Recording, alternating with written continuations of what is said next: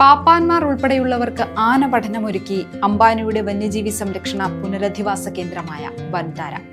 കേരളത്തിലെ നിരവധി നാട്ടാനകളെ വൻതാരയിൽ എത്തിക്കാൻ മുൻപ് ശ്രമം നടന്നിരുന്നു. കേരളത്തിലെ 60 പാപ്പാന്മാർ ഉൾപ്പെടെ 150ഓളം പേരാണ് പരിശീലനത്തിൽ പങ്കെടുത്തത്. ഇന്ത്യയുടെ വിവിധ സ്ഥലങ്ങളിലുള്ള പാപ്പാന്മാരെ പരിചയപ്പെടുത്തുകയാണ് പ്രധാനമായും ചെയ്തതെന്ന് പരിശീലനത്തിൽ പങ്കെടുത്തവർ പറയും. കേരളത്തിൽ പ്രായോഗികമാക്കാൻ പറ്റാത്ത രീതിയിലാണ് ഇവിടുത്തെ ആന വളർത്തലെന്നും ഇവർ പറയുന്നു. ഒരേക്കർ സ്ഥലത്ത് ആനകളെ സ്വതന്ത്രരായി വിടുകയാണ് ചെയ്യുന്നത്.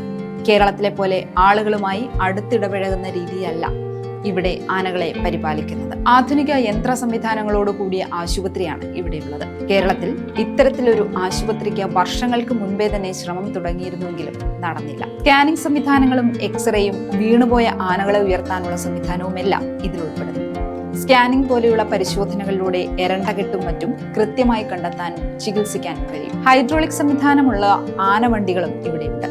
ശ്രമിച്ചാൽ കേരളത്തിലും ഇത്തരം സംവിധാനങ്ങൾ നമുക്ക് ഒരുക്കാവുന്നതാണ്. ഈ മാസം 25 മുതൽ 29 വരെയായിരുന്നു ക്ലാസ് നടന്നത്. ഗുരുവായൂർ ദേവസ്വത്തിൽ നിന്ന് മാത്രം 20ഓളം പാപ്പാന്മാർ ക്ലാസ്സിൽ പങ്കെടുത്തു.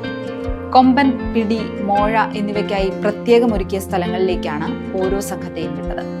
3000 ഏക്കറുള്ള മൃഗസംരക്ഷണ കേന്ദ്രമാണ് വൻതാര. കേരളത്തിൽ നിന്നുള്ള അനേകം പാപ്പാന്മാരും വെറ്ററിനറി ഡോക്ടർമാരുമൊക്കെ ഇവിടെ ഇപ്പോൾ ജോലി ചെയ്യുന്നുണ്ട്.